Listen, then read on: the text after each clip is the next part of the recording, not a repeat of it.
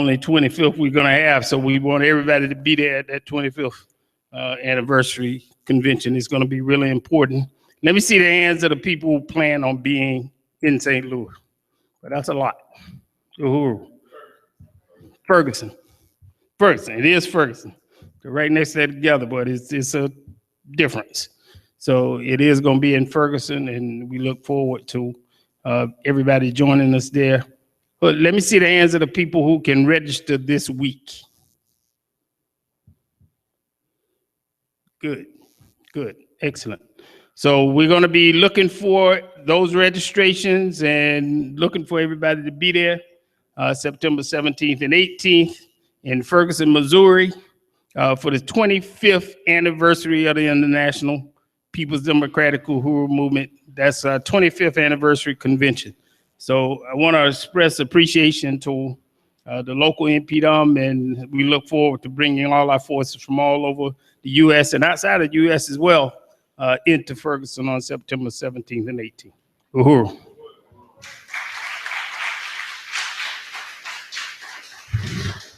Uhuru. Also, I forgot to add that that's what this whole meeting is going to be about today. It's going to be based around the InPDUM convention, which will be in Ferguson, Missouri, September 17th and 18th. And this is going to be talking about everything we're going to be discussing there at the InPDUM convention. So one of the next people coming up is going to be discussing building for Black community control of the police at the InPDUM convention. And that is going to be Kashama Sankofa. Uhuru.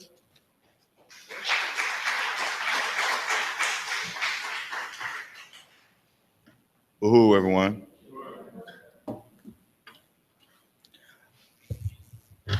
Yeah, I'll be in Ferguson at the InPDUM convention as well, discussing Black community control of the police. My name is Kashama Sankofa. I come from Sanford, Florida. Just to give you a little background about me, on June 18th of this year, I was arrested after being falsely accused of grand theft auto and aggravated battery. Now, my case is still open. I go to court for arraignment on the 16th, so I won't go into details about it, but it really doesn't matter, because what matters, what's important is that a military force, because that's what the police are. I used to call them pigs, but pigs are too gentle and dignified of animals to keep calling them that. But a military force came into my community and kidnapped me and locked me up into a prison cell. That's all that matters. They didn't come to seek any kind of resolution. They didn't come to protect or serve me, which is what my tax money goes to. They came simply to kidnap me and to lock me up. Now, once I arrived at the Seminole County Jail, I saw so many people I knew. It was like a high school / family / community reunion, honestly. It was not, what we see on TV, what you think the typical jail experience is, where you go into some prison cell and some, strange people are in there, they're gonna beat you up and brutalize you. No, it was the community was in there. And as a matter of fact, when I was going to the stores and I was rallying people in the community, I was telling one of the store owners, as I was putting a sign up and a petition up in his store, I told him, I said, half of your customers, people who could be spending money in here, are locked up right now. He said, oh, yes, I know. He said, one half gets out and the other half goes in. They rotate. That's what he said to me. And he said that to me because it's true. Now, the thing about it is, the reason our cells are filled up with African people is because there's a system that is targeting us. That system comes into our community and it targets us, and it actually profits off of our incarceration. That system is called colonialism. Now, my grandma got a saying that, if you go up a nose looking for a booger, that's what you're gonna find.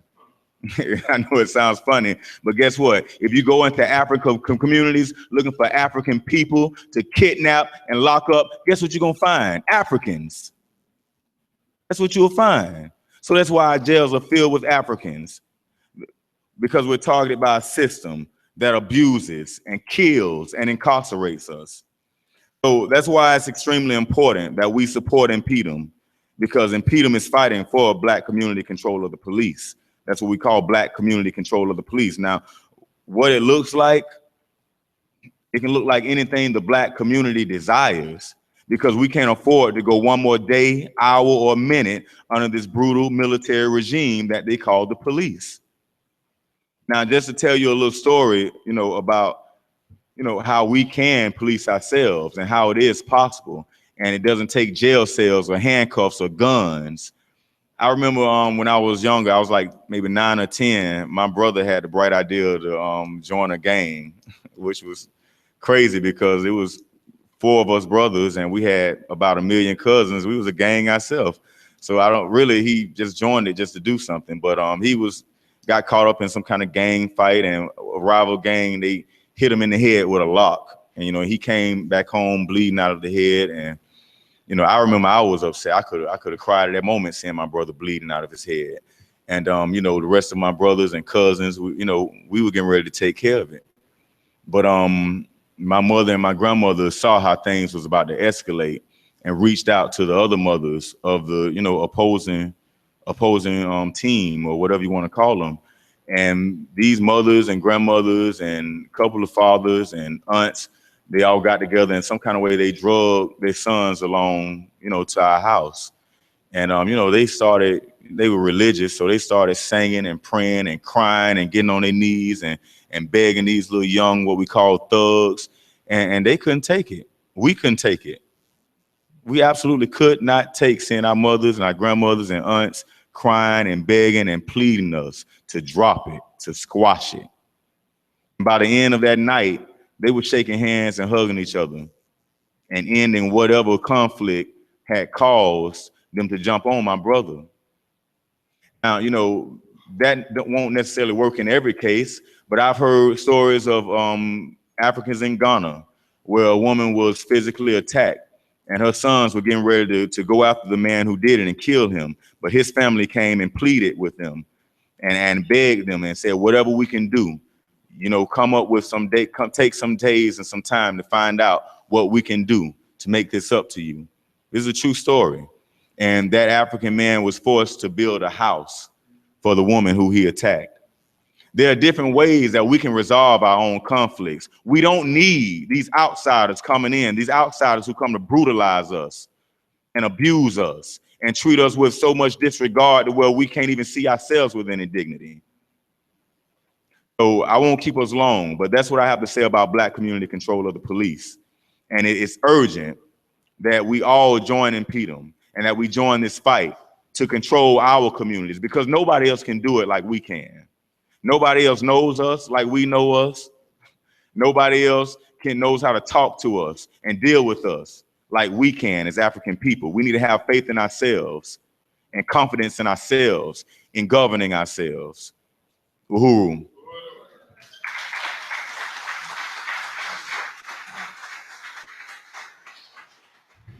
Uhuru. Now we'll have Muteba come and discuss the SGLT panel that will be at the InPDUM convention. Uhuru.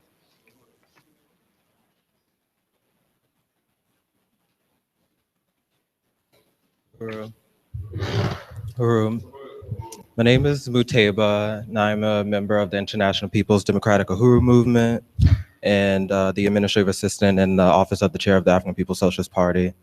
I just want to speak as briefly as possible about the InPDUM annual convention and the Same Gender Loving Commission and Trans Commission and panel discussion I'll be coordinating this year. Same gender loving is a term coined by Cleo Manago, a sociologist, behavioral health specialist, and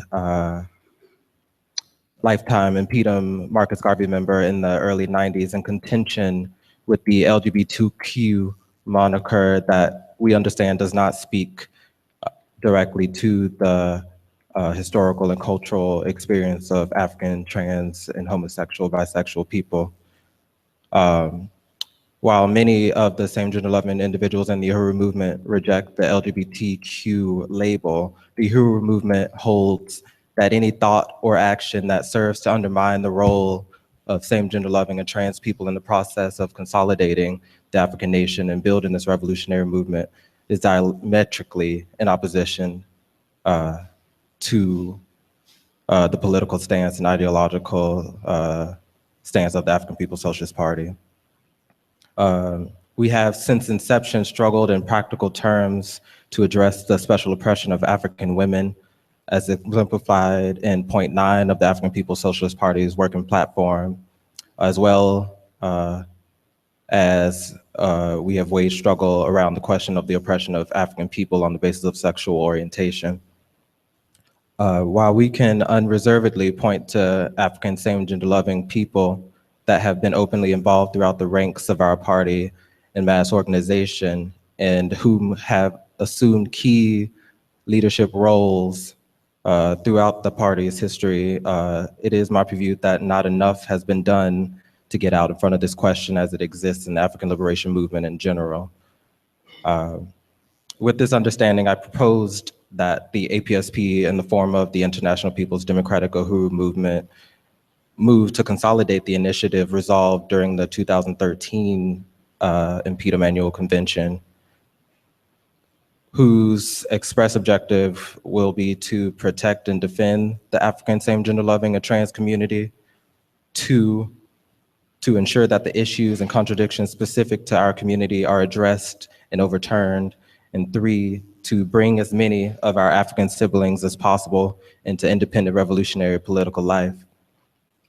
These are serious contradictions with far-reaching implications for our movement as a whole that cannot be overlooked, but we also must ensure that our historically required mission to unite and liberate our entire African nation isn't limited to or circumscribed by our subjective understanding of interpersonal contradictions that exist between us as individuals. A youthful and sizable sector of the colonized African nation continues to be diverted into alliances with petty bourgeois political expressions such as the hashtag Black Lives Matter or so-called intersectional feminist theory, and around same-sex marriage and gender-neutral bathroom initiatives, et cetera, due to the general silence and political and ideological ineptitude of prominent African cultural nationalists within the African National Liberation Movement.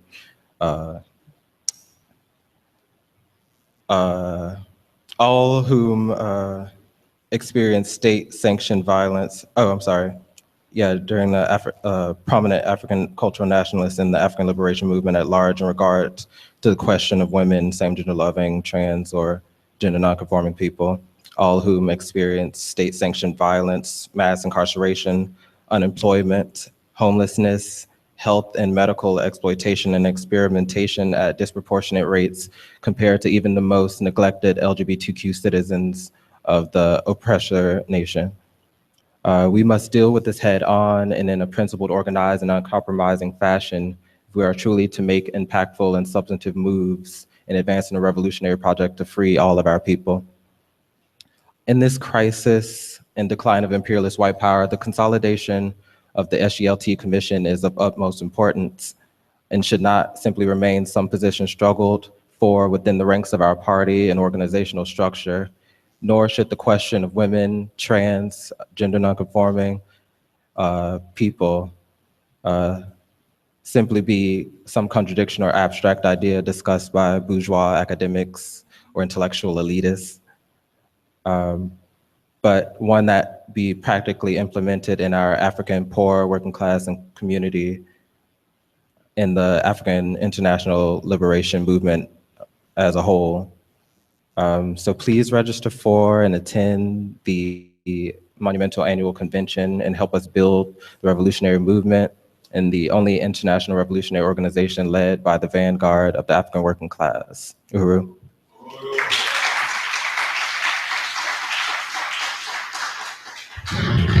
Uhuru. All right, so now we're gonna have Comrade Gazi Kodzo come up and talk about the 3 Drowned Black Girls campaign, which was a campaign formed by InPDUM in the wake of 3 15 and 16-year-old African girls being murdered by the Pinellas County Sheriff's Department. Uhuru.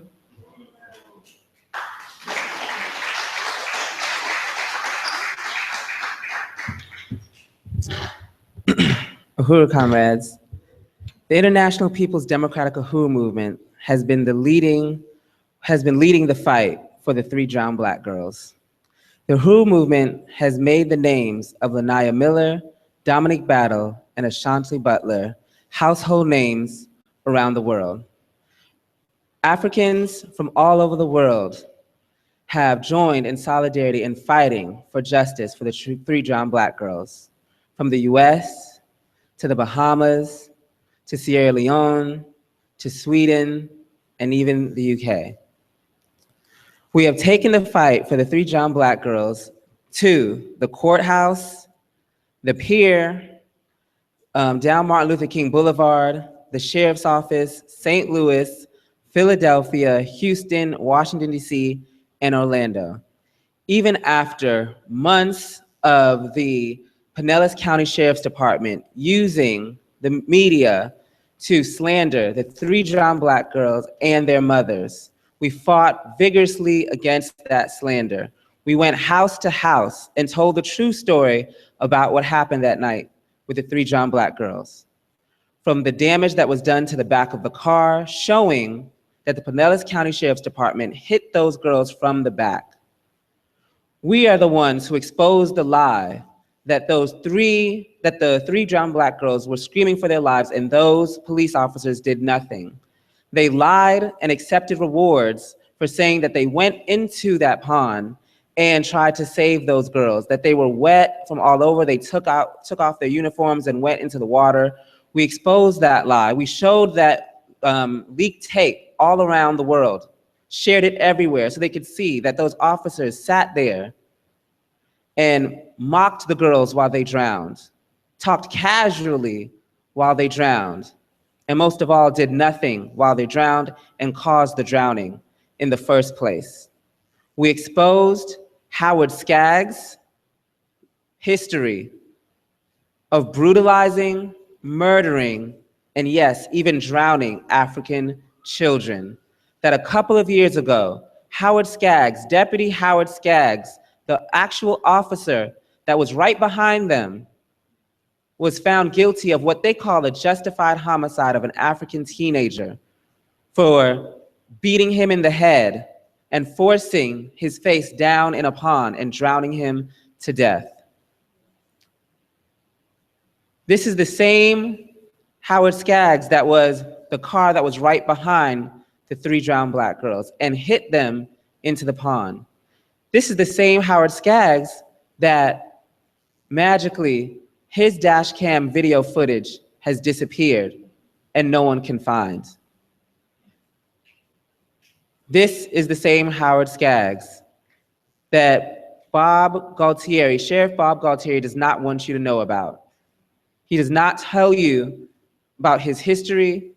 He does not even tell you that he trains other officers in the T-bone maneuver and the pit maneuver, which are both maneuvers that you use while following cars to hit them and make them spin out of control and cause fatal accidents.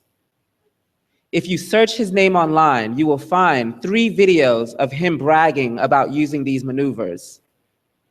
Him saying how he could hit a car and cause minimum damage with his hit, but make that car spin out of control. We have exposed the lies that Bob Galtieri wanted to say around these girls, and especially the lies that he spread on these mothers. Said that these mothers were not good mothers. Said that these children, these young girls would still be alive today if they had better fit parents. These are mothers who work from sun up to sundown to support their children. And even so, still, they can't afford the things that the white community easily affords, like cars, big houses, nannies. None of these girls had nannies. We know how great of a history white women have for being mothers.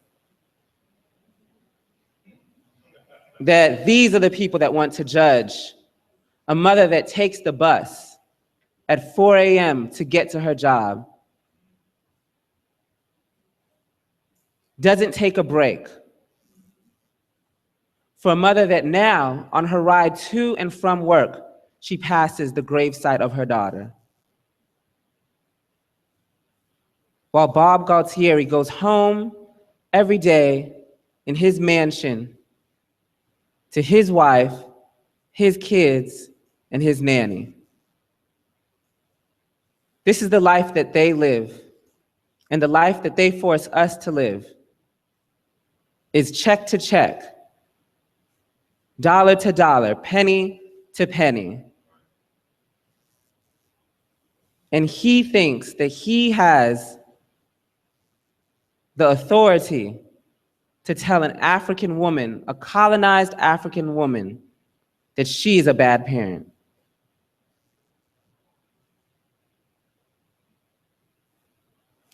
But he doesn't judge Howard Skaggs. He can easily look up the history and what they call criminal history, but we call a history of resilience of these three girls, these three African girls. But he won't expose the history of Howard Skaggs, right? His press conferences he uses to criminalize and dehumanize three dead Black girls. But he doesn't tell you that your tax dollars are paying a known murderer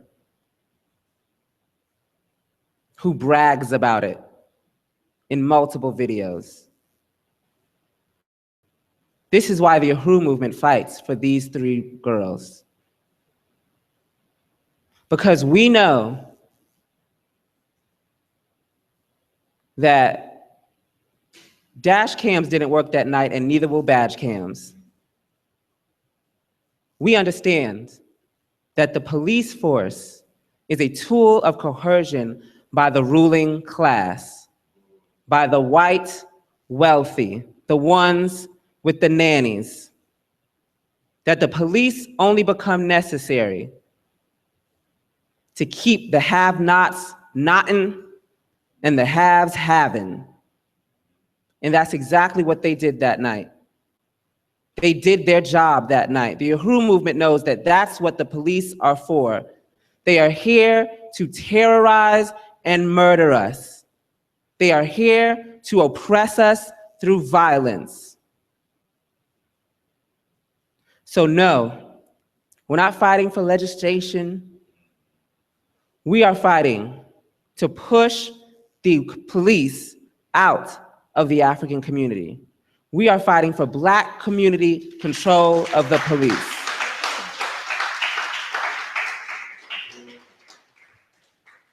And when we say this, we want to be very clear.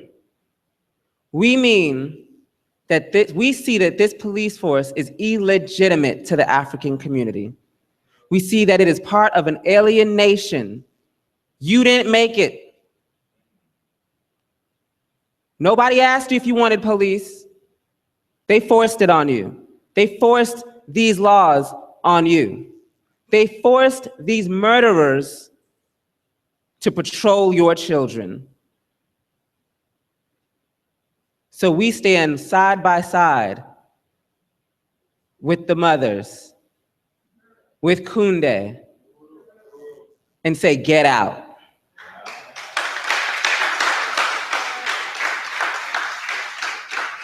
We say we can police ourselves. We will police ourselves. Because that is what African people are all fighting for. They might not know it or not, but those Africans that rebelled in Ferguson, they weren't asking for badge cams. They weren't asking for hashtags. They weren't asking for their dreams to be defended. They said, get the hell out of our community. They said, take this brick upside your head and get out of our community. And that is the demand that we are defending. The demand of the poor and working class African people for self-determination, for Black power, not universal power, not equal power, Black. nappy, dark, angry, African, unapologetic power. That's what's gonna save our children. That's what Lanaya needed that night. That's what Dominique needed that night. That's what Ashanti needed that night, was Black power. Uhuru. So that is what the International People's Democratic Uhuru Movement is fighting for, and this is what we are going to be taking to the convention in September. We are taking Black community control of the police. We are taking the fight for the 3 drowned Black girls. We are taking the fight for self-determination and liberation for African people. Uhuru.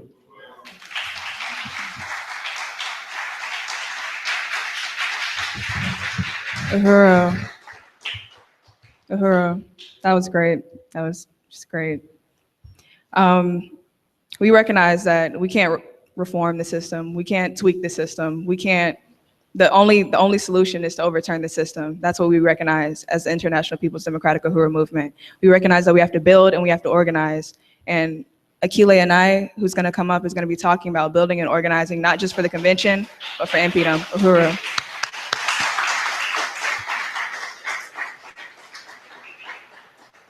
Uhuru. So everything that's been put forth so far, Black community control of the police and the historic significance of InPDUM and the same gender-loving and trans panel and the Justice for 3 Drowned Black Girls campaign, you know, these are just some of the things that we're going to be touching base on at this convention. And so what has been put forth now has already explained the significance of this convention and why we need to be there, why everyone in this room needs to register for this convention. And I'm talking about building InPDUM where you are. And at this convention, we're going to teach you how to build branches where you are, because we have a responsibility as African people to build for the revolution. We have a responsibility. It is our only duty to fight for our freedom. And so this is what this convention is doing. So we're going to be talking about what roles are needed to build a branch, how to recruit, how to sell the spear, how to conduct outreach. Those are the different things that we're going to be talking about at this convention. This convention is critical if your intention is to forward the campaigns of this movement and ultimately the African Revolution. During this convention, we are going to have workshops that train you on how to build a branch where you're located.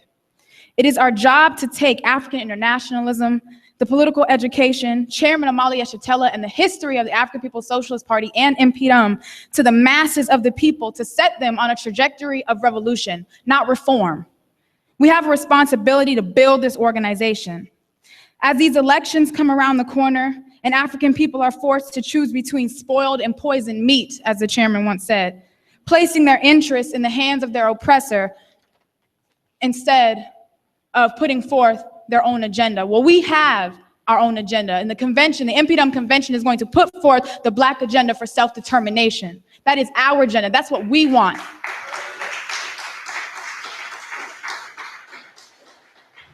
And there is no other organization talking about Black power and self-determination. Getting Black people power over our own Black lives. We don't want it in the hands of nobody else. We're not asking for Trump to decide for us. We're not asking Hillary to decide for us. We're not begging for crumbs. We're saying we're taking it back. We're taking control, power over our own lives. That is what this convention is about. That's what this convention is going to teach us what to do and to take this out into the masses, because this is what this organization is for. It's a revolutionary mass organization. We're pulling the people in to give them the teachings of our mother organization, the African People's Socialist Party, and putting them on the trajectory of revolution, because that is the only way African people are going to be free. That is the only way that we won't be brutalized and murdered by the state. That is the only way that we won't see our children massacred, that we won't see our husbands locked up in prison, the only way that we won't keep learning the knowledge of our oppressor, the only way we're not going to be begging on our knees for food, and we should have what we already have, because Africa is so rich and vast, and African people are from Africa, and Africa is our birthright. So there's no reason why we need to be poor. So this convention, this organization, that's what this is about, and that's why it's so critical for us to build this mass organization.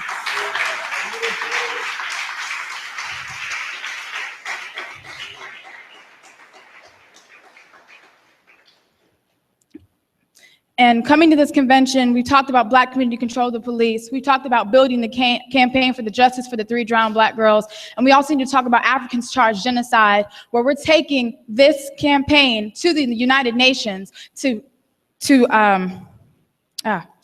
charge America with genocide, because this is what this is. This is genocide of African people. We've been dispersed all around the world.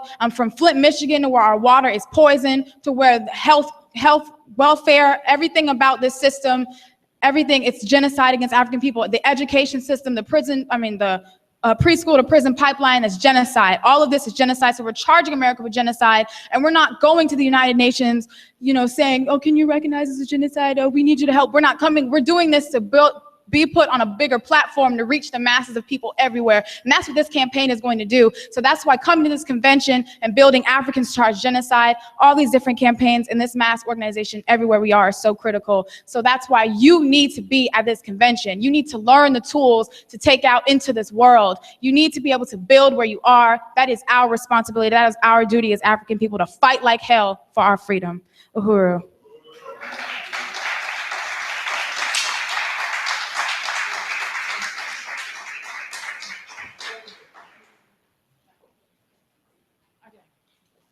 Uhuru. All right, I'm back, y'all. So right now we're going to get into our appeal, and right now we're trying to raise $150 tonight, and the room looks pretty good. I think we can do this, but this goes towards the work that we do, and that's also going towards building this convention. So all of that we put forth right now, all these different campaigns that we're trying to build, this convention that we're going to, and the world that we're trying to create for Black people, you're giving to your freedom, you're giving to self-determination, you're giving to Black power. So Comrade Leo is going to pass around the basket, put as much as you can towards your freedom, and then we're going to announce what we raise at the end. But remember, we're trying to raise $150 tonight, so y'all, please, put towards your freedom. That's the most important thing. And I have to be up here again, because, yes, thank you. Timba's going to let down the screen for us, but I think Chimaranga already asked who all in here is planning to go to this convention in Ferguson. Uhuru. So who all in here is already registered for the convention? Uhuru. Okay, so who can register for the convention today? $25 to go to this convention. And don't worry, we gonna get there, but we just need you to register first. We gonna get there by any means necessary, but we need you to register first. So again, who's all hands raised? Who can register today? Because I'm taking heads. I'll get to that. I wanna know who today is. All right, Uhuru, so I'm coming for y'all today. Uhuru. All right, so for people who are planning to register, when do you think you can register? Raise your hand when you're planning to register. In Tombwe? Tomorrow. We have tomorrow in Tombwe. Kashama said later on this week. I'm gonna need a more scientific answer, comrade. Wednesday, Uhuru. I got Daysoon. Tomorrow, Daysoon says tomorrow, Uhuru. Kunde. Friday, Uhuru Kunde. Chairman says tomorrow, Uhuru. Okay, thank you, comrades. And for those who are online, you can go to InPDUM.org and register. There's an Eventbrite up, and it's $25. Now, if you don't think you can make it to this convention, but you really want to support another comrade, you can do that as well. Pay $25, and there's an option for you to say who you're, what are you giving it for, and you're saying you're supporting another comrade's trip. Or if you just want to donate to this organization, you just want to donate $25 or more, that is also an option on the Eventbrite page. And again, the convention is going to be September 17th and 18th in Ferguson, Missouri. And Ferguson is the grounds of resistance of African people, where African people rose up during for the murder of Mike Brown and the no indictment against Darren Wilson, the officer who murdered him and left him rotting in the sun on asphalt. And that was when the people rose up. They gave a fierce resistance. It wasn't no hands up, don't shoot. It was fist up, fight back. We fought the police. Uhuru. So it's so critical for us to be there. And it's not up yet. I wanted to show y'all the beautiful picture of the registration site. But yeah, if y'all go on InPDUM.org and click on the registration link, you guys can see all the beauty. And for those who said they can register tonight, please meet me at that back table, or I will meet you with my computer. I will walk up to you with my computer and you can register, okay? So, or, you know, but if you don't want that to happen, just come meet me at this back table and we can get you set up today. And the more people who come, the less cost it is to travel. Just want to put that out there. We really want to rent out like a 15-passenger van and just take it all the way to St. Louis. So the more the merrier. So you come in, get your friends to come, get everybody to come. Let's all get in that van. Let's all split the cost. Okay. Oh, there it is. Look, yes. Beautiful. Uhuru. Okay. Liu, do you have a tally yet? She gave me the 1 minute sign. Okay. And also, so if you are not a member of this organization and you won't be a member by the time the convention comes around, I'm telling you right now, like at that convention, you will be a member. You will be a member of InPDUM. Because there's no way you can walk out of that room, hear everything that it is that we have to say, hear the agenda for African people for self-determination. There's no way you're gonna walk out of that room and not be a member. So that's why it's so important for you to register. Even if you don't know about this organization yet, you wanna find out about this organization, you need to register for that convention. You need to be there. And then you'll know about this organization, and then there's no way you can join. All right, Uhuru, we got a tally?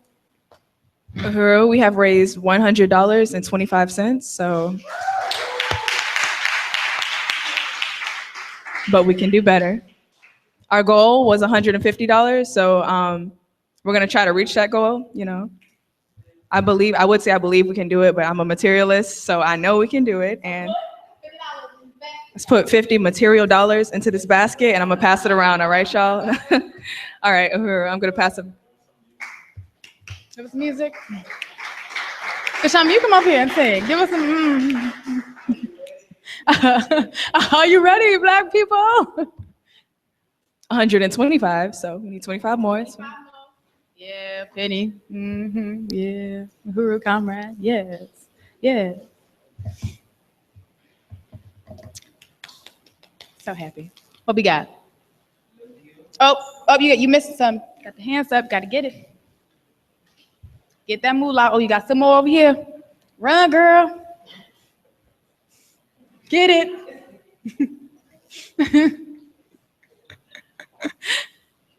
Get on up. Nah, come on. Get on up. Ah. What we got? What we got? Oh, you dropping. You dropping. All right, what we got? We need a basket without holes in the bottom. True. This is bamboo, and we have $146, y'all. Come on, y'all. Come on. Come on, y'all. Come on. We got 5. Oh, we can take that too, Timber. We can take that too. We got it. Oh, boy. All right, so now we have. We had 146. That was 10. Oh, all right. Yes. Whew, y'all. All right, now we have $156. Uhuru.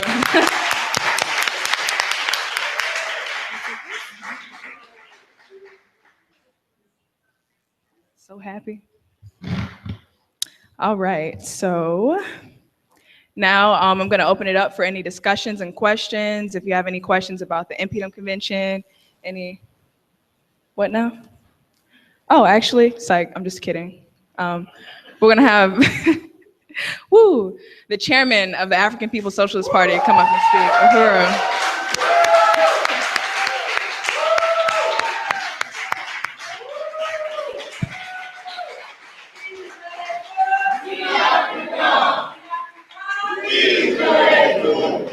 Uhuru. First of all, I just want to really appreciate this meeting. I just think it's been a tremendous, well-organized meeting, and everybody's been so clear in terms of what it is that we have to do for for our convention that's happening in September in Ferguson. And it's incredible that we're going to Ferguson. And it's not the first time we've been to Ferguson. In fact, we're going to Ferguson now because we were there before. And we built organization on the ground in Ferguson around the murder of 18-year-old Mike Brown. And this time when we go to Ferguson, we're going to be talking about the murder of 3 children, 15 and 16-year-old children that happened right here in this city. But I think that's significant, just testifies to how ubiquitous police murder and terror is in the African communities everywhere. And obviously how shallow most of the explanations that people are giving us for the murder of our children and how shallow the solutions are that we're being offered. It keeps the power in the possession of our enemies. Everything that we're hearing keeps the power in the possession of the killers, of our enemies. I want to say that I think this theme, continuing the Black struggle for self-determination, the task at hand, it's an apt theme for the convention that's happening this year. It's quite appropriate that what we're going to be doing is forging the agenda for self-determination of African people. And this is something that our party is involved in supporting, not only as it relates to this convention, but some of you know that we are having a convention also in November in Washington, D.C., where it is a national convention to consolidate and adopt a national Black agenda, a political agenda for self-determination of our people. We're putting the issue of self-determination back on the agenda. It is the most democratic demand that you can have. How much more democratic can the demand for people to determine their own fate, their own future?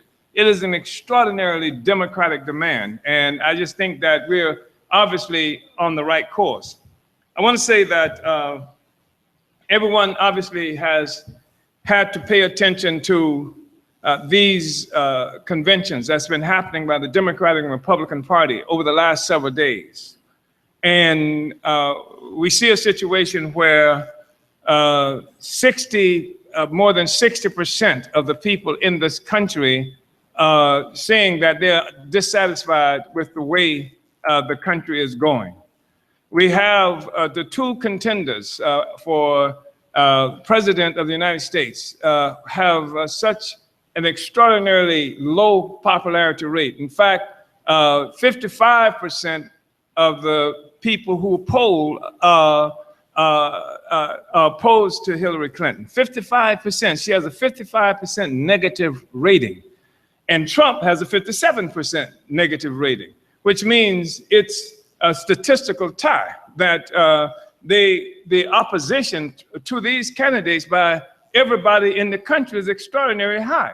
And I just think that's telling. And I think it's telling that we have a situation where Africans have been trapped into assuming that our future should be determined by one of these criminals, Hillary or Trump. And I call them criminals. I don't mean it in the same way that Trump calls Hillary a criminal, although almost everything I heard him accuse her of is true, and he didn't accuse her of all the things that we could talk about, including the billions that she has participated with her husband and stealing from the resources that were supposed to go to Haiti after the earthquake. I didn't talk about how criminal it is that she participated along with her husband in the putting 100,000 policemen on the streets here. Here we are talking about a crime bill that put 100,000 police on the street. And make no mistake about it, the white people who voted for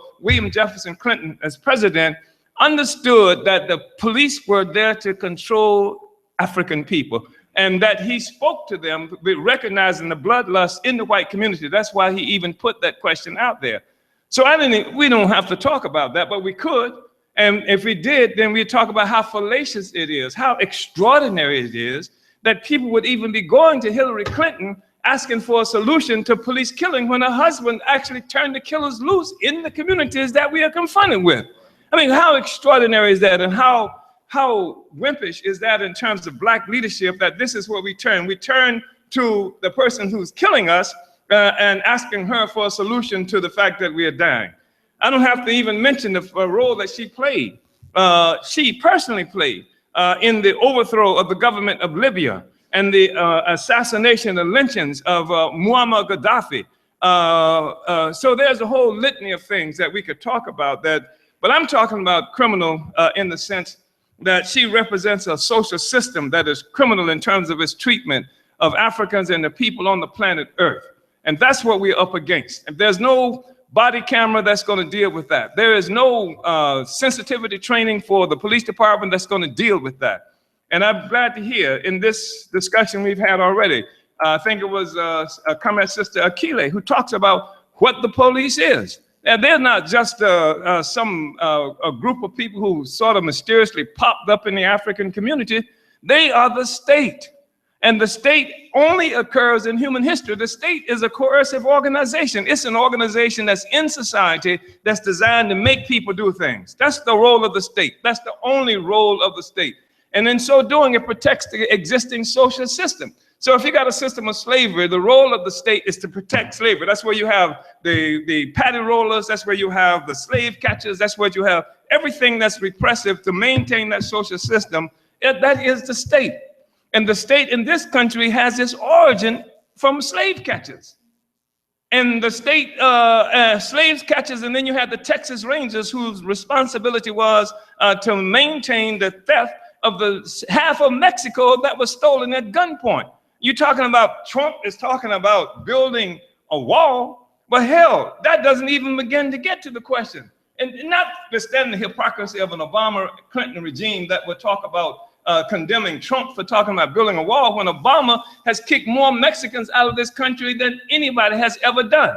So I'm not even addressing that question. The question I'm addressing is that the so-called illegals, we're talking about a country, a band of thieves who stole half of Mexico and now has the ability to say that the Mexicans are illegal aliens and they are the only ones the only people illegal in this country are white people.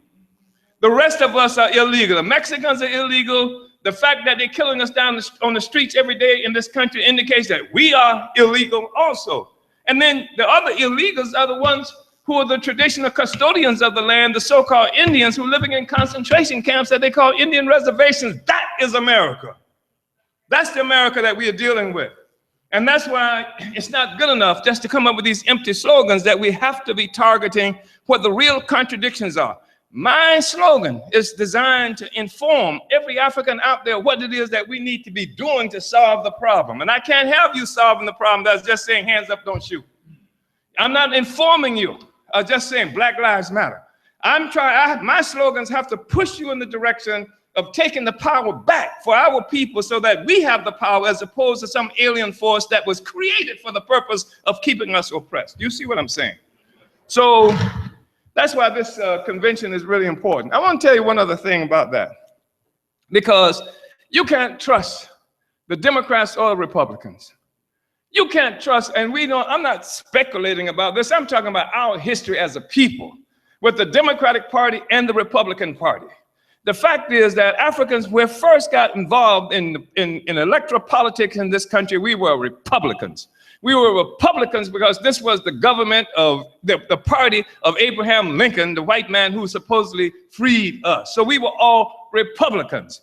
And then what happened was, and this was in 1865, but by and they created what was supposed to be a Reconstruction. Reconstruction wasn't so much for us as it was to create the conditions under which the South could come back into the government.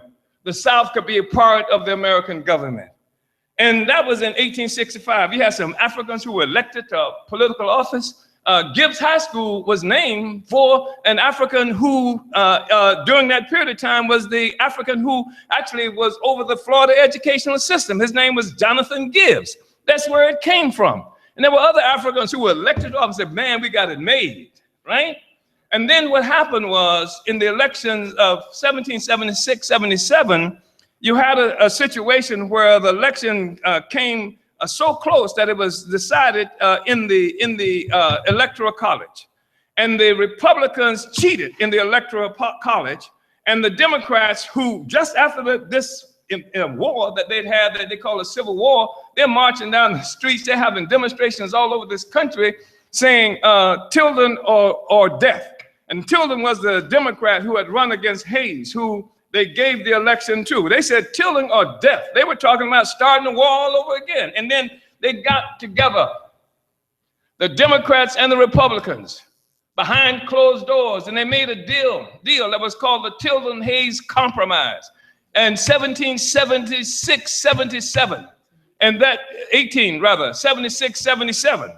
And this deal, what it did was the Republicans said, look, if you allow our guy to go into office, what we will do is remove the federal troops in the South that are here protecting black people. And this was the deal they made. And they moved the federal troops out on us. And then what happened was the rise of the Ku Klux Klan, all the terror that went against African people. That's where you got the so-called convict leasing, where they exercised the 13th Amendment of the Constitution that prohibited slavery except as punishment for a crime. And that's where we were thrust all into the prison system. We're looking at something Clinton then started. It started a long time ago. But the Democrats and the Republicans made that deal on us.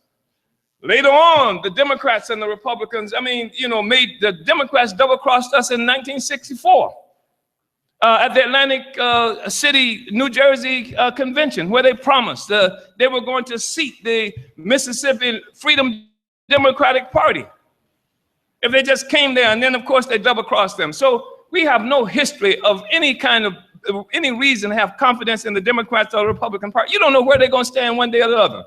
We don't even know what the conservative or liberal is anymore today. We don't know what is the right or the left. Traditionally, we are told that it's the conservatives who always want to maintain the status quo. Isn't that what you heard about conservatives? That's what it means. They want to maintain the status quo. That's why when Obama ran for office, do you remember what his theme was? Say it. What was his theme? Change. He's saying change. And the Republicans, of course, they're opposed to change because everything is cool. Now you look at this convention. There's Trump who's saying change. And look at the Democratic Party convention and they're saying, America's cool. We don't need to change. This is what they're saying. It's the Republican conservatives who are the ones who are supposed to be for war. And the Democrats are the ones who say it's supposed to be opposed to war. But look at it. Trump is saying no money for NATO. He says that we need to stop all of these attacks on other countries and stuff like that. And Hillary is in the Democratic Party. They're all complaining there should be more money for NATO. NATO is our best ally. We have to do all this stuff. So who is who anymore? Here you are stuck. Depending on the damn Democratic Party, you don't even know what the Democratic Party is today and what it's going to be next week. They change as it's important to them to change. So you have to have your own agenda. So no matter where they go, you know where you're going. No matter where they go, you know where you're going. That's what has to happen. So no matter, you can always fight for your interests. You don't have to rely on what their interest is. You know what your interest is. You don't have to wait till the election every 4 years when white people decide to have an election. You got your own agenda. You can fight for it every day of the year. That's what having your own agenda means. That's what it is that we have to do. So I just want to just say that we have to give all the support we can to InPDUM, to the convention that's coming up. If you haven't registered, register. If you haven't thought about going to Ferguson, go to Ferguson. You need to go to Ferguson. You need to see where Mike Brown died any damn way. You need to see this city of heroic resistance that emerged, that reawakened the whole struggle in this country, that created careers for all kinds of people who are out there now, but who never stood and would never be able to stand in that community. When that rebellion rose up, when those Africans rose up, they were saying, kill the police. That's what broke me to Ferguson. I said, this is different. That's what they were quoting the Africans and saying, kill the police. Police kill you, kill the police. That makes sense to me. It's somebody running around killing people in the community, so it was a powerful statement.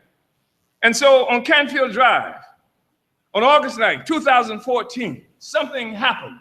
And it didn't happen from the petty bourgeois middle class, lick-spittle, boot-licking, butt-kissing, vomit-eating preachers. It happened from the black working class right there in that community who stood up. Young African men and women. And I cannot overstate to you the role that young African women played in that rebellion. They weren't just home, they were thick in the middle of that struggle. And the brothers were talking about it too. The brothers talking about how the sisters were on the front lines in that battle. And so it's a whole new era.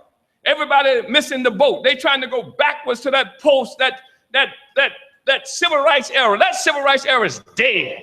It's gone. We're not going back that way anymore. There's a whole revolution that's brewing, not only here, but around the world. And so InPDUM is our organization. And it's an organization that's designed to bring every African who's interested in self-determination into political life. You don't even have to consider yourself a revolutionary. We'll take care of that. But join InPDUM. I'm gonna tell you this. Everybody ought to join InPDUM. Everybody who is watching this program should join InPDUM.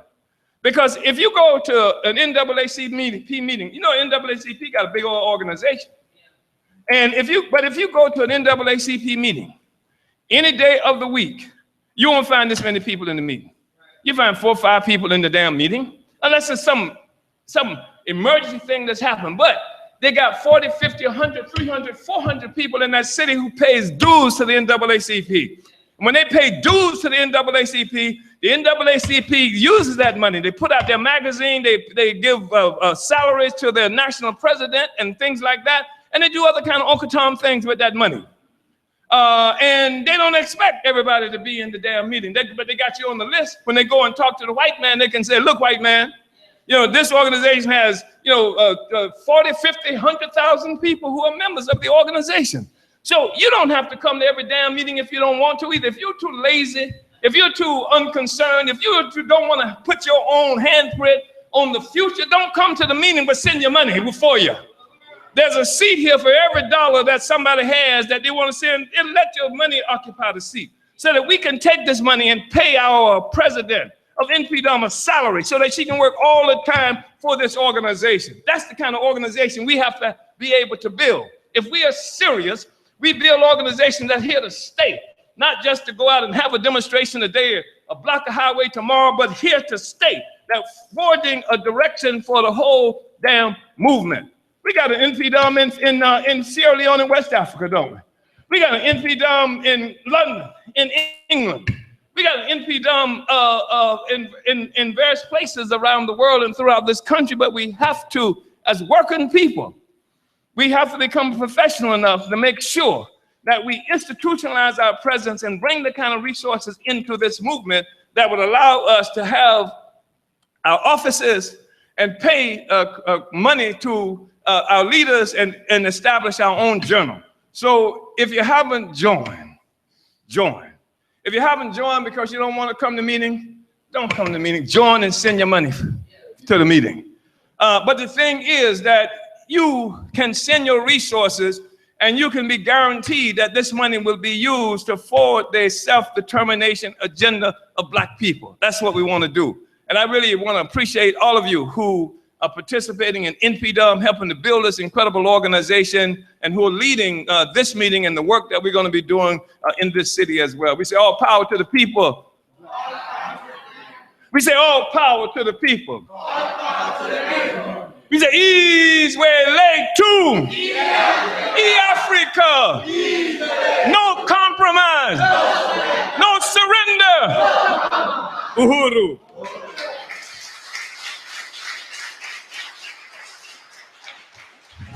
Uhuru.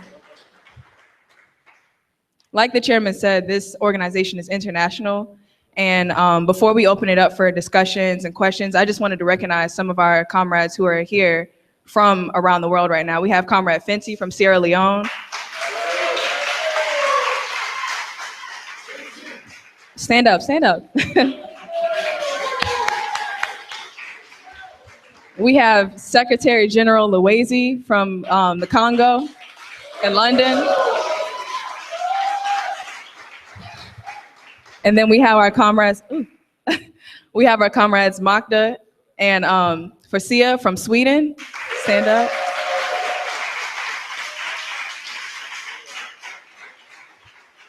So I just wanted to recognize those comrades who are here. They've been down here for a month now, becoming cadre and just learning everything they can and developing themselves to go back to these other countries and win the masses of people over there. So, uhuru. I said Magda. I said it. Did I miss one? Magda? I said Magda. I said Magda and Farsia. Both of them stood up. All right. Yeah. They both, I got y'all. All right. So now I'm just going to open it up for any questions and discussions. If you had any questions about the convention, anything we're going to be talking about, any statements, anybody really ready and excited to go? Hey. Yeah. Do we have the mic, Javon? Got a mic. I got a mic. All right. Testing, testing. This brother right here would like to speak.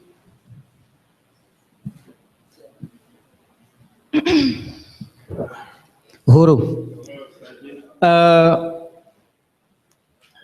I'm glad to be here again for the last time to see you, comrades.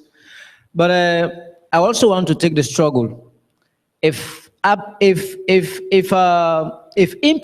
is an international organization that is also found in Africa, I want to move that the issue of the 3 black girls, we take out some flyers with us, because I want to believe America has got embassies all over Africa. And I want to move that we are going to do our own demonstration right at the American embassy. Yeah, and we are not only going to do the demonstration there, but we make sure we mail some of these flyers to the consul there, in order for them to know that the struggle that Africans have here does not only stop here, but it's all over the world. We are going to take the lead. Uhuru. Uhuru. Comrade.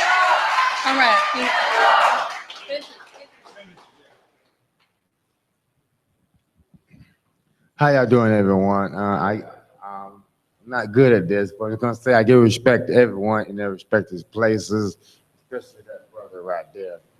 First time you did an awesome job. I told him that. I'm watching you, following you for years, okay?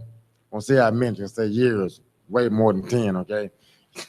Anyway, I'm writing, I don't know how many books. I'm up to 4, probably 6.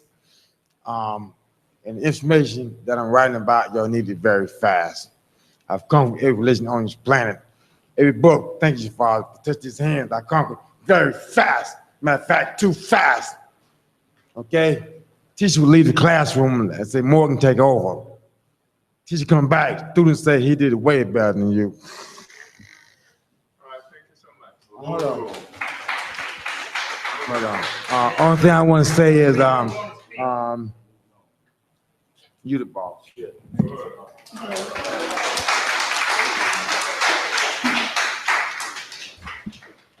Anybody else?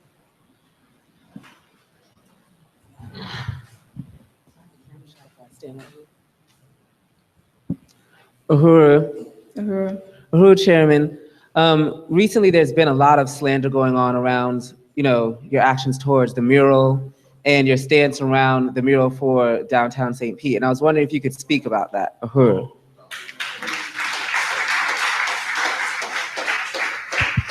Well, I don't know if people are familiar with that issue of the mural.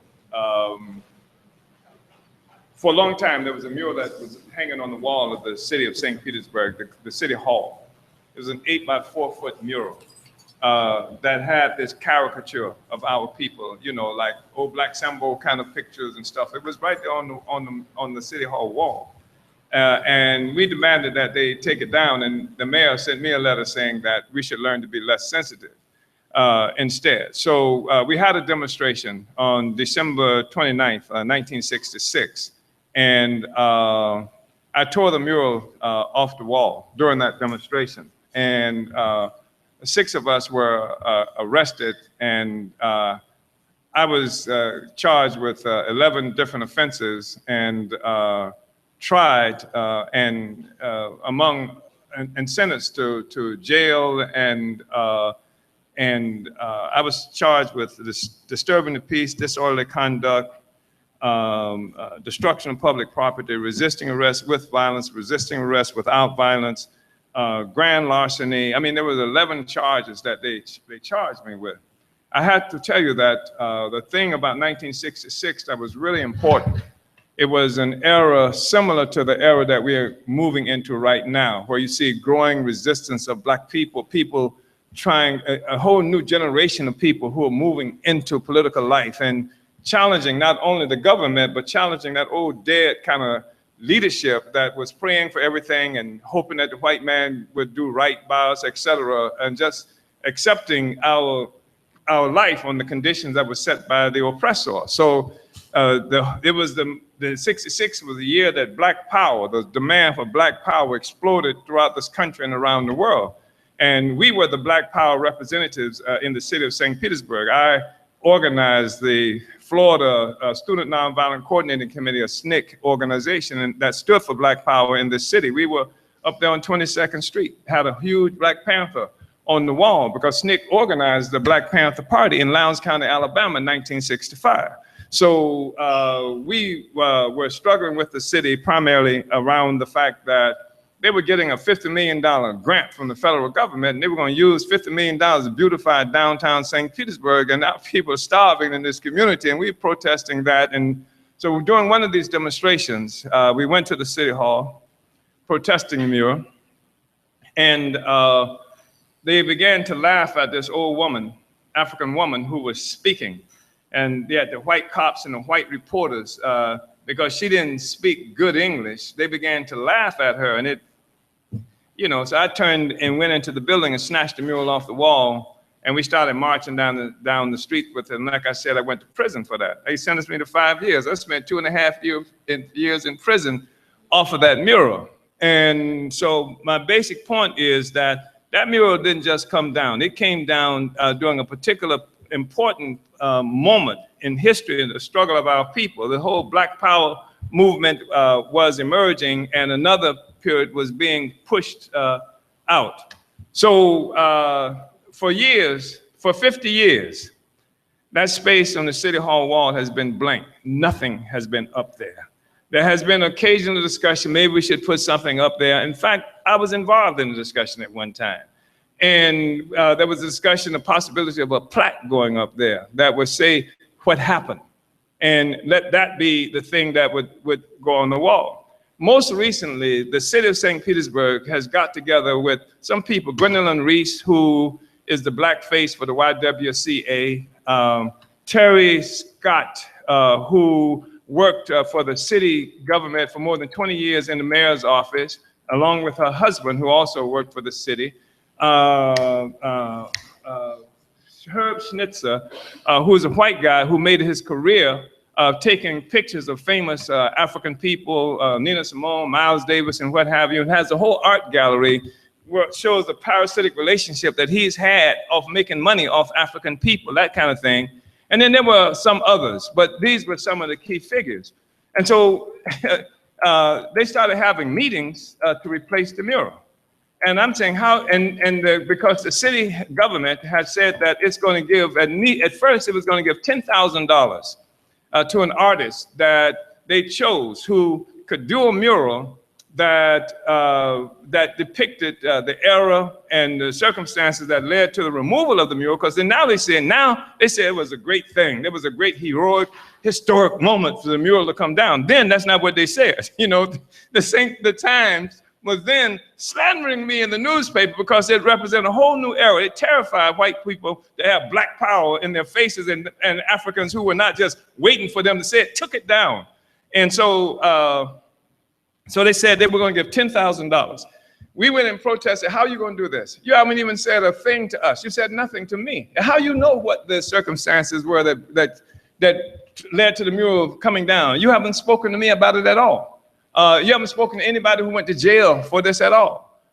we disrupted a city council meeting. And so then they say, well, yeah, we should say something to Omali Yeshitela. Then the next thing we get is a phone call from somebody, I think Herb called, and talked to the chief of staff and said that, is Omali going to come to some meeting that they have coming up on Wednesday? We said, well, the last we heard, we want to get a formal invitation. We don't have any invitation to any meeting. So he said, oh, yeah, and hung up. Then we get a final letter that says to us, we get this letter at 12 o'clock. The letter at 12 o'clock noon one day, saying that at 10 o'clock, by 10 o'clock the next morning, I have to tell them whether I'm going to participate in this farce that they're having, or that's it. So they gave me a 22-hour ultimatum to get in touch with them. And obviously that was unacceptable. In the first place, the whole process is just dishonest. It's just a dishonest. Now they raised the bounty to $50,000 they're going to give to an artist who would come up with something. But if you don't, listen, like I told them, I'm the original art critic. If something is to be happening there, you come and ask me what I want to happen. You don't tell me, you got Gwen Reese, who also organized a so-called events in this city to talk show about the civil rights movement in the city of St. Petersburg. The civil rights movement in the city of St. Petersburg revolved around me and SNCC. She was even quoted in the newspaper. We had a SNCC office. No, we didn't have nothing, Gwen. I didn't see you. You weren't there. And guess who sponsored? Guess who sponsored this civil rights thing that they were doing for the African community? The Holocaust Museum. It's sponsored by the Holocaust Museum. And the real Holocaust is one that happened to Africans and other people here. Well, there was no Jewish Holocaust here. So they give me 22 hours to tell them I'm going to, and of course the St. Pete Times, or the newspaper formerly known as the St. Petersburg Times, has been doing this constant assault on me. I think 3 separate days. They did 2 editorials in 1 week, 2 editorials against me because I won't cooperate and come down and pay homage to these clowns down there. I told I own that damn mural. I paid for that mural. I went to jail on that mural. Where were you? Where were the people who they're talking about now putting the mural up? What's your record in the history of struggle for my people? And the only motivation that for me to take that mural down was what it represented for my people. Now you got people talking about I'm getting $50,000. This clown who's supposed to be a lawyer, he's getting $50,000. And to show you where he stands on the question, he was here. Was it last Sunday? Last Sunday he was here fighting for his $50,000 in this room because he was upset that we disrupted one of their meetings. And he's saying that we couldn't be fighting. We shouldn't be fighting them. We should be fight the slave master. We should be educating the slave master. I mean, so he's going to put the mural up he's going to do the mural that's responsive to the circumstances that led to the mural coming down in the first place. And so here you have these people, no history of ever struggling for our people, none whatsoever, hired by the city government, hired by the YWCA. She is the Negro face of the YWCA that shows that it is, what do you call it when you have Negroes in the mix?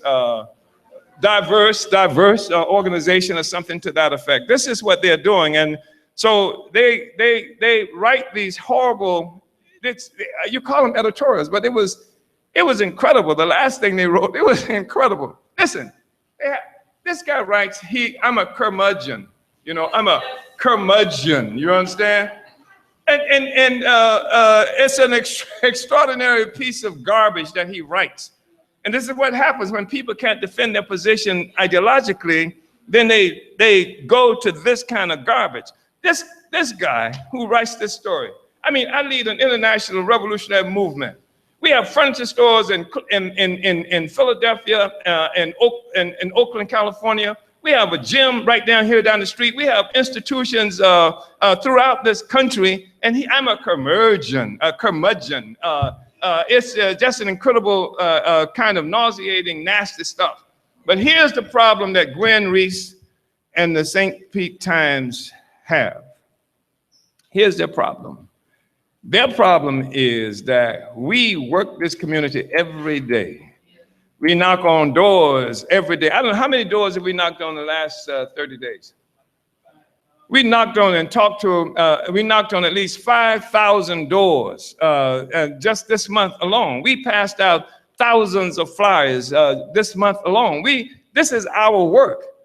The people don't see Gwen Reese out here. They don't see the guy who wrote that editorial out here. And they don't understand the depth of the political relationship that this movement has with the African community here. They have no idea. So they write this garbage. And they begin to believe their own press clippings. They write it and they know it's a lie when they first write it, but after a while they begin to believe that it's the truth.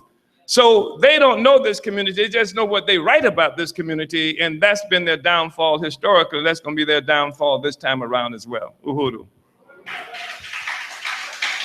It's a farce, it's a farce. This thing they're trying to do with the mural is a farce.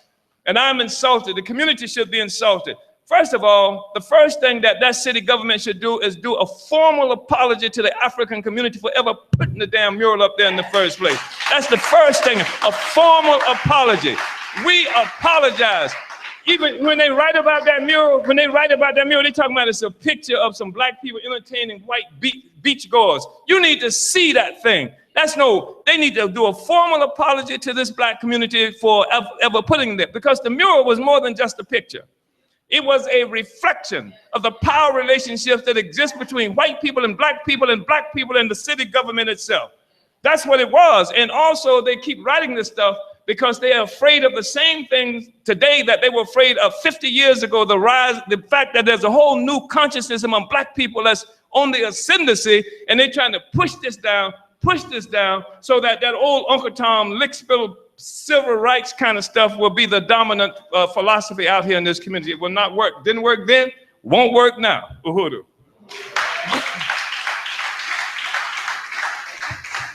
Uhuru. And on the case of the mural, like, I just wanted to add that we do have the African poor working class community behind us, because just after the few demonstrations we've done for the mural, just Saturday, I had a family gathering, and like 3 of my cousins came up to me and told me they seen me, and they seen Akile and Ghazi in a video going down to City Hall and seeing Ghazi on the table standing up about this mural that they didn't know about, but our mothers did, our aunties and uncles did. They had to go down there and pay their water bill and see that, because my family's old, but they went down there and seen that. So they were, just thanking me and really appreciative that we're out here doing this. So the work works, the science works. Really. Did anybody else have anything to say or any questions or concerns? Penny? Uhuru.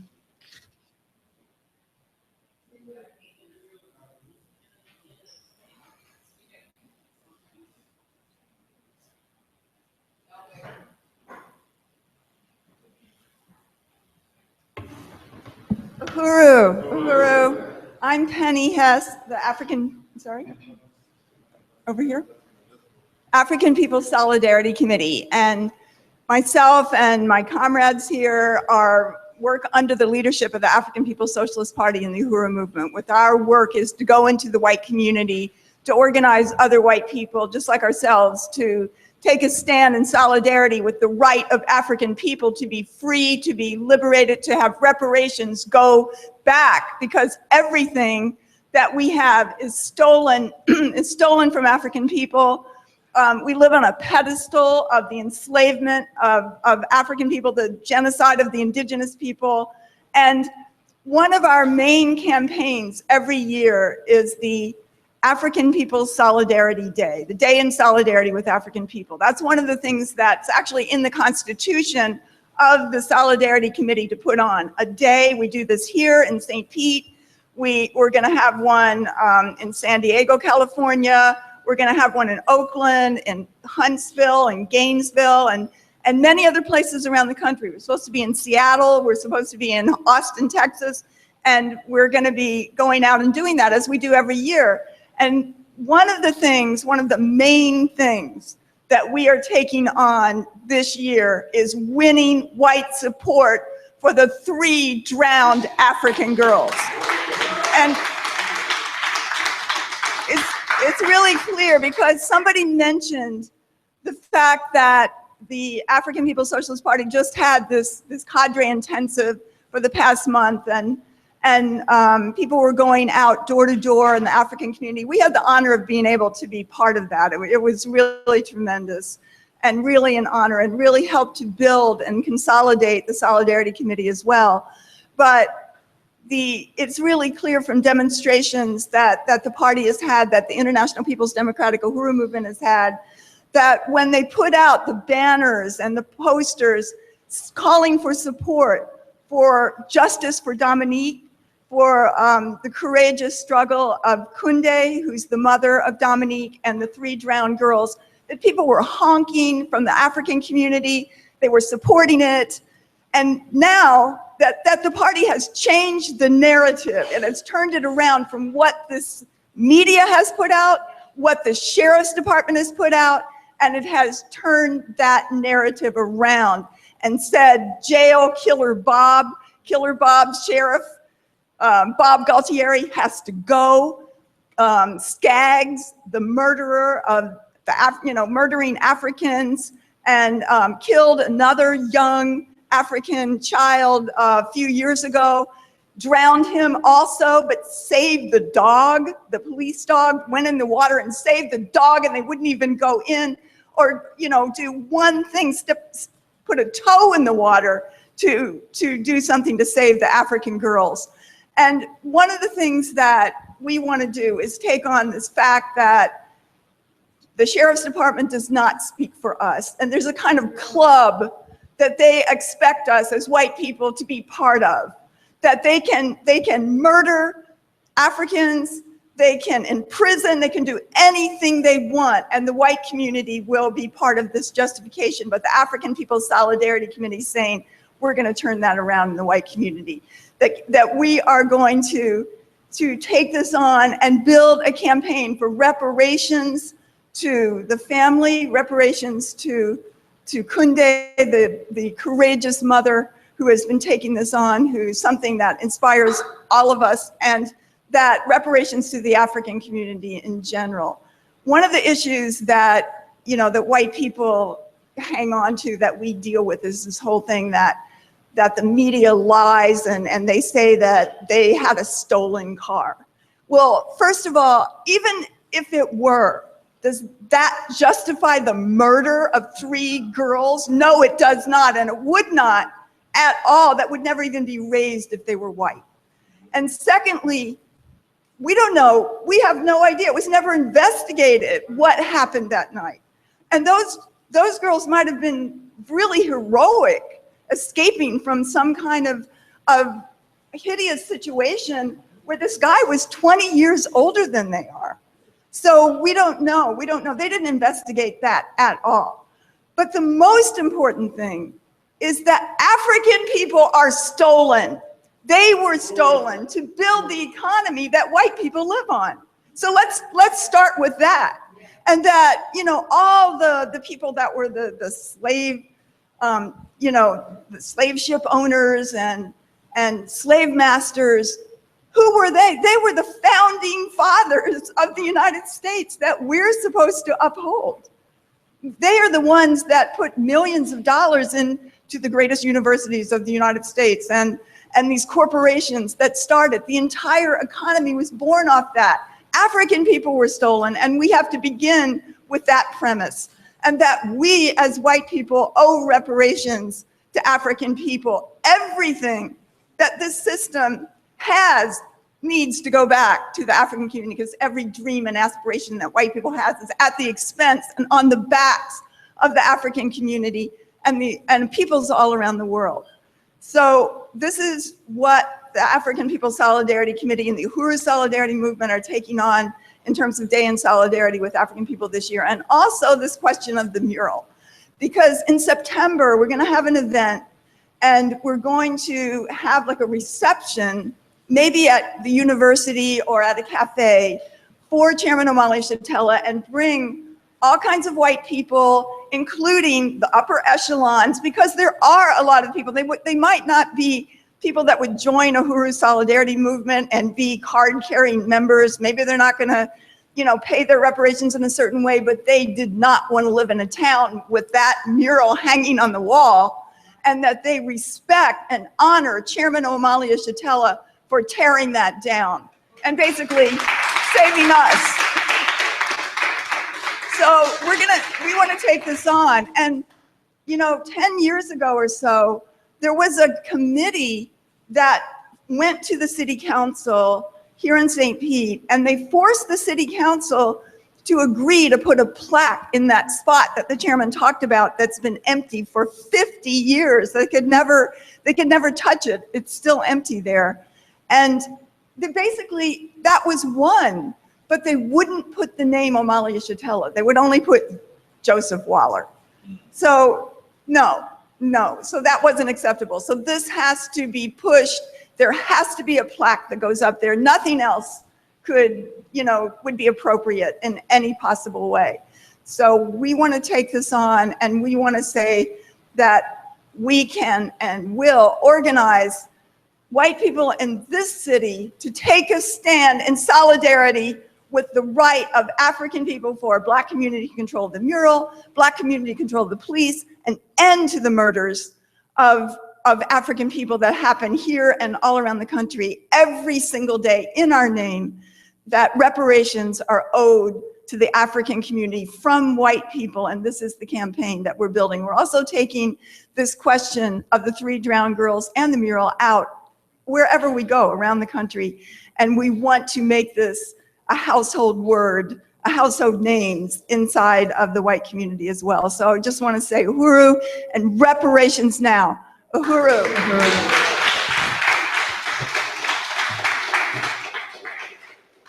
Any other discussions or questions before I close this out? Oh. Yes, uhuru. Yeah, I just want to say I'm thankful for being in this meeting today. This also is our last meeting for this year. When I say we, me and Kamal Fanti and Kamal C and Magda, until next year.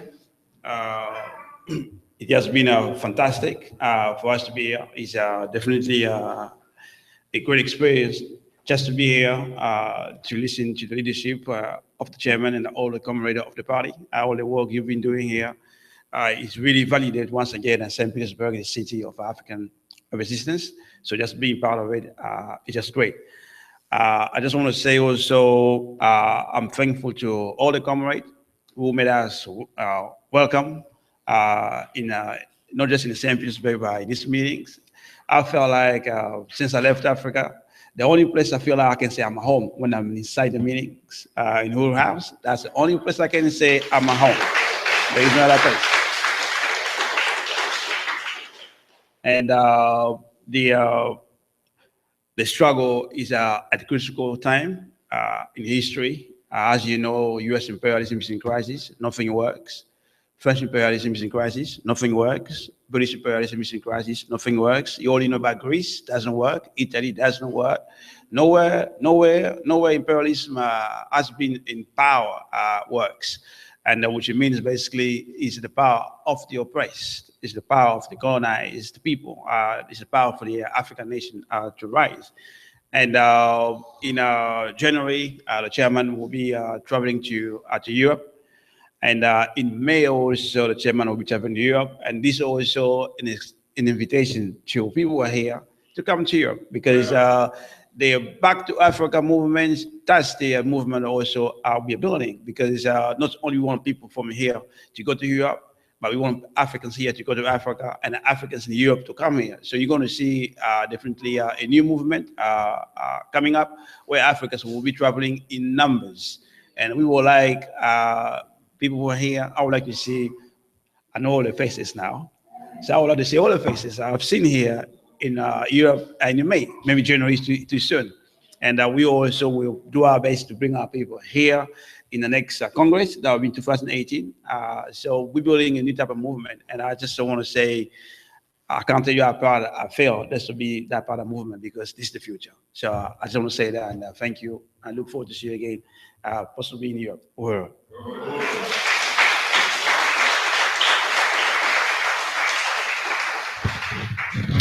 Okay, so, oh, it's mic is louder now. Now we're gonna have Daysoon come up and give the Black Power 96 report. Uhuru.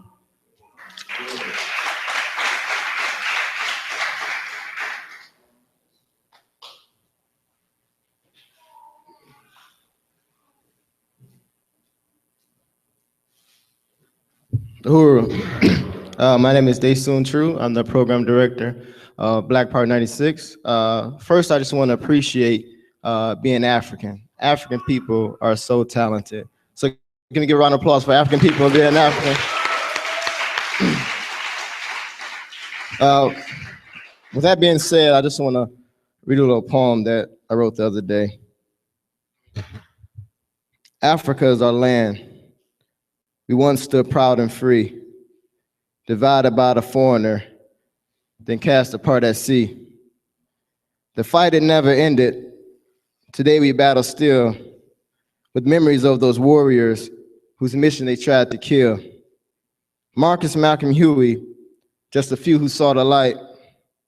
The chairman saw the future. African internationalism was in his sights. The red, the black, the green, our flag must raise it high. Freedom is the only way. Only a fool would ask you why. The red, the black, the green, our flag must raise it high. Freedom is the only way. To stop it means you die. Black Power 96.3 FM is coming, and we want you. This August, Black Power 96 is hosting a month-long fundraising campaign to highlight the theme of African resistance from the Haitian Revolution to the rebellions in Ferguson. Beginning August 1st, visit blackpower96.org for a special Black August coverage, and mark your calendar now for a special community rally and live video broadcast on Sunday, August 21st, 4 p.m. U.S. Eastern Time, featuring Chairman Amali Yeshatella and local talent from the African community here in St. Petersburg. The guy who was going to perform, he was actually here and he just left. Him and the other comrade I was with him just recently started to volunteer with Black Power 96, and they pretty much hit the ground running. They've been taking part in the work ever since. So I just want to say, visit blackpower96.org to support Black Power 96.3 FM, put the power of the airwaves into the hands of the African working class. And before I leave, I just want to let anybody know if they're interested in volunteering with the radio station, come back to the table, fill out the volunteer form, and be a part of building your community radio station. Uhuru.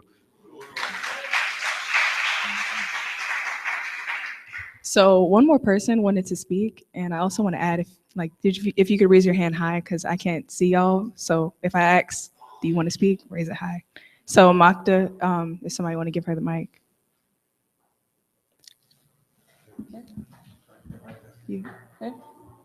Uhuru, it wasn't a question. I just wanted to make a comment that it's really inspiring to see, I unite with what's been said previous, but I just want to say it's really inspiring to see a new generation of African, women and men taking responsibility to overturn the system. Because usually what we see in, media with the Black Lives Matter, and we know that they promote that for a reason, hands up, don't shoot. But now you can see that there's a new generation of brothers and sisters, that want to make a revolution. And it's not just, here in the United States, but also in Europe and in Africa. You can see that you have a whole new generation that, don't need validation from white power. And, when Chairman talks about, the whole civil rights era, that stuff is, not, I was going to say something, that's not going to be, a part of the future, but you can see that people actually want to be a part of revolution. So I'm really glad to be a part of this movement. And thank you, Chairman Amali Yeshatella, for your leadership. Uhuru.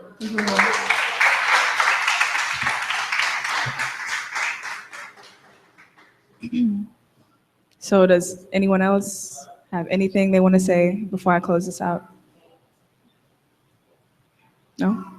Okay, so I'm going to ask everyone to go outside and lower the flag, and then we're going to come back inside and eat caramel. So, Uhuru.